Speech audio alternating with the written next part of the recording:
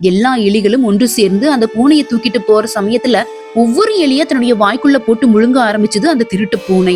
இதனால என்ன ஆச்சுன்னா, நாளுக்கு நாள் பூனையோட எடை கூடிக்கிட்டே போச்சு.